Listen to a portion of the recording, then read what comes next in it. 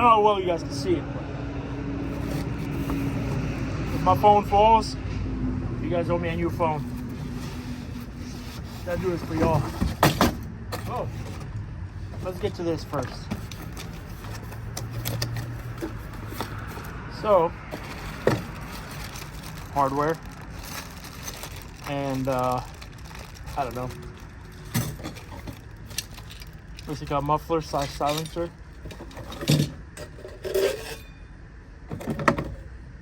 So exhaust, I'm guessing, slips onto there, and you put this outside the cab is what I'm getting at. This part, I don't know yet. So, lay all this out, and then this right here is gonna be for this, and then you have the clamps for that. Okay, that's it. Now, main event. It's got a shipping label there. Fancy.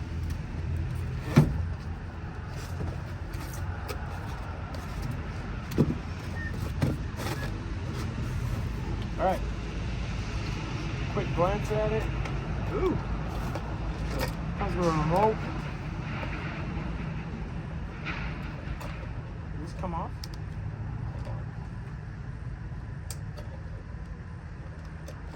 The beautiful part about all this is you guys are seeing it first time with me. So on, off, cooler, warmer. Pretty self-explanatory. Used to be. Now, gotta figure out how to take the remote off.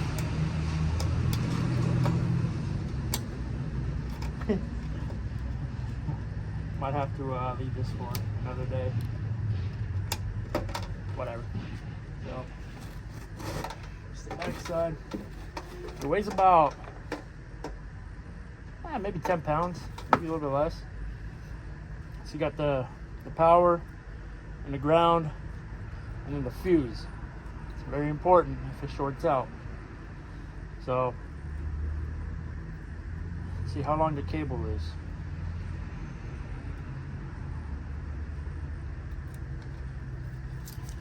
Okay, so it's fairly long. Now, obviously, it's wrapped up, and if you wanted to, you can extend it. So, label your 12 volt right there, 15 amp. I'm guessing it's a 15 amp fuse, 20 amp fuse. So, should be plenty. So, we'll look at the instructions now. By the way, this is diesel. So if you're, let's say, fueling your tractor, you can always grab a jug, fill it up, put it to the side, and then fill this up when it runs low. And also, what you can do is keep this somewhere like right in the compartment. I don't know which one you can see, but when you open the door, and you can just put the nozzle in there. It's wide enough. The neck filler is wide enough for a whole diesel head to fit in. So here, it's 40 watt heating power, 8 kilowatts. So it should take some power, but not a lot. It should run all night, and especially if you're trying to just keep the cab warm and you turn it up, it's gonna heat up the cab. You won't have to have it running all night. Essentially, you just want to have it running, you know, as much warmth as you need, or you can, I guess you can turn it down and keep it at a room temp, but it's just you'll run out of fuel faster. So obviously, I'll give an update after I install it and a follow-up video how long it'll last me, but throughout the night. So got a couple things here. So these are actually a couple really important instructions as well. So pretty much when you shut it off, like right here, step 8, once you power it off, you don't want to kill the power source within 3 to 5 minutes. So pretty much just saying, don't break it. Have some patience and just wait. So now what I'll do is try to find a spot in the truck where I'm going to put it, and then I'll try to assemble as much as I can outside, and then inside we'll drill what we need to drill, and if we have to drill anything, and then put everything. So just put as much of it together as you can so you don't have to do it inside the cab. So here it's important to actually read the manual when you're installing something like this. So I'll flip it to its side. You have the exhaust, and then you have the intake. So that's what these are for. So you take this, put it here. It's important that you put a clamp, don't forget. Pretty self-explanatory if you're doing it yourself. Now this is the muffler, aka the silencer. This will go outside of the cab, because this is going to get hot, so you don't want it sitting somewhere where it's going to get hot and melt, right? So you'll run this like so, and you put the silencer if you needed it. So I'll show you guys real quick. So you got that on there, you have this on here, right? And it's also made where you can kind of mount it to sit somewhere on top, like let's say with like some wire or a screw. But what I'll probably end up doing is finding some more of this exhaust thing, maybe, and just run it a little bit more out and underneath, somewhere underneath the cab. So this will be right in between. So just like that, and this will reduce the noise that comes out from the actual machine itself, or the heater. I also suggest that you do one thing at a time. So like I'm using this as a box for all my hardware, right? Just flip it upside down and then everything here. So this right here is an air filter itself. This part's gonna go on this, and then from here it's gonna go into here. So you'll have this going like that. And then you got the air filter that goes right here.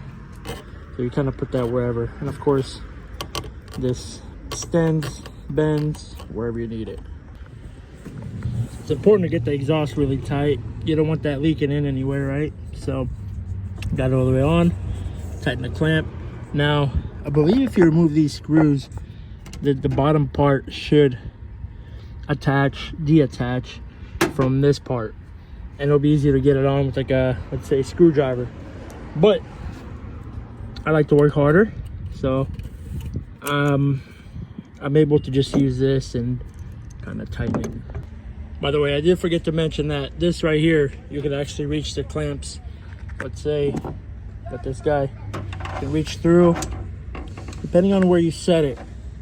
So mine's right here, and you also kind of want to put it where the screw itself is not going to be rubbing against the fuel line right there. So just kind of tighten them up, and then doesn't really matter how you tighten them up, because these things move, right, left, right, up, down, so they're flexible.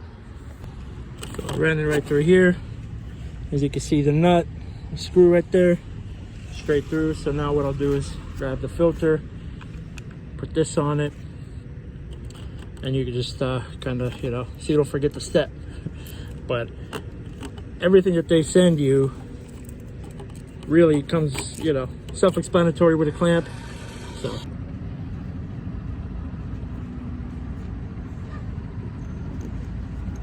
I prefer using a ratchet where I can.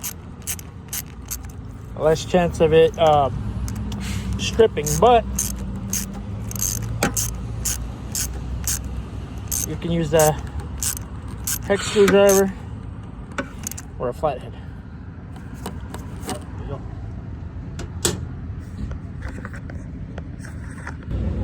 So what I'll do now is I'll throw on this tube.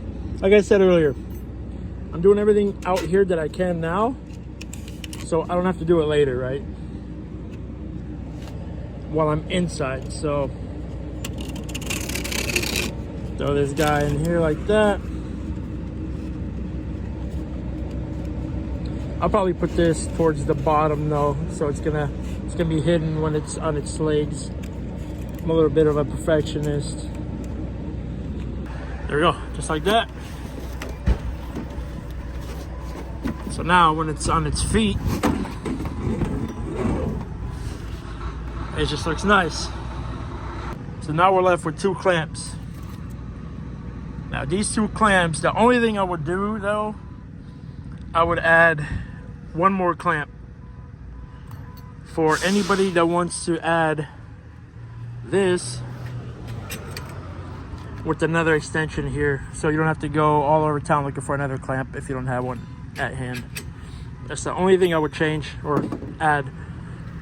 But this one is gonna end up going on this side right here to clamp this down, I believe. And that's really it. So this right here will more likely be for the exhaust if you want to tighten it up underneath the cab. So you get 4 of these bolts and 4 of these nuts. So these nuts and bolts are for this. If you want to drill through your floor, and at the bottom end you put the nut. Or what I would do is drill the holes, mark it, drill it, put them from the bottom, and in the future, well, make it stay at the bottom, and then that way you can undo these and just pull it up and push it back down. All right, so now I'm indoors. I'm gonna put it here.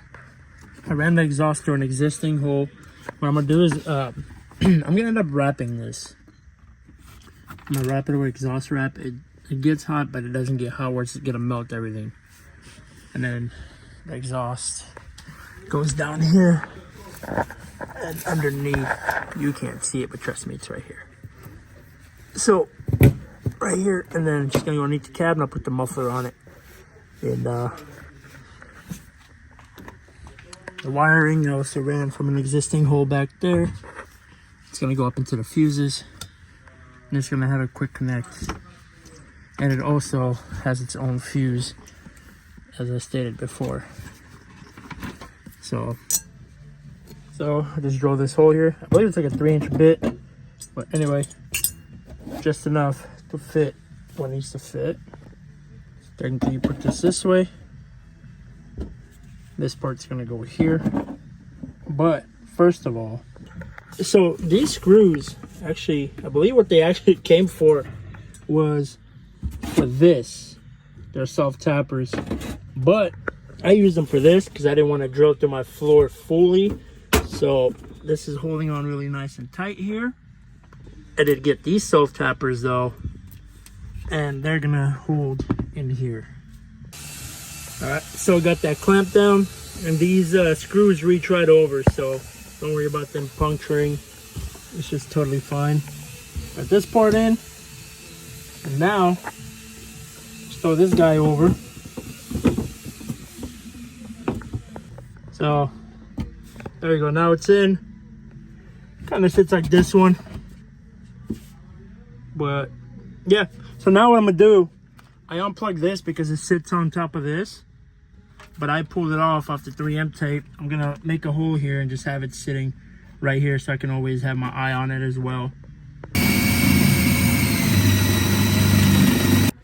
All right, so the hole is just big enough. This guy here, I'm gonna get some more 3M tape, but this one's still a little sticky. There we go. And then just grab this end, plug it in right here. All right, so we got a remote.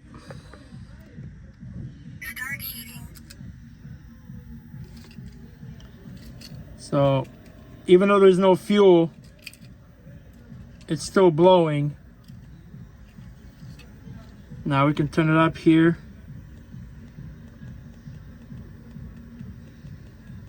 All the way to 96.8. What up, world? So it's been about a week since I saw the heater that I got. I want to give you a little tour of it. So it's in there. So far it's been really good. And last night it was like 30 degrees, so I didn't want to really upload the video just yet until I tried it out. And last night I used it, it was like 30 degrees, and I woke up this morning. I might have set it a little too hot because I was cold, but when I woke up this morning, or he woke me up once they warmed up the cab, I was on fire. I was literally melting. So I really want to give a big shout out to Vevor and for sending me out this heater. So couldn't have been done without them. And all the description about this is going to be down below.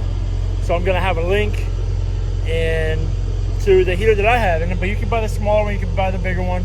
This one is the 8 kilowatt one, so it might be a little bit of an overkill, but it works. So once again, shout out to Vevor, and thank you guys for watching. I'll see you in the next one.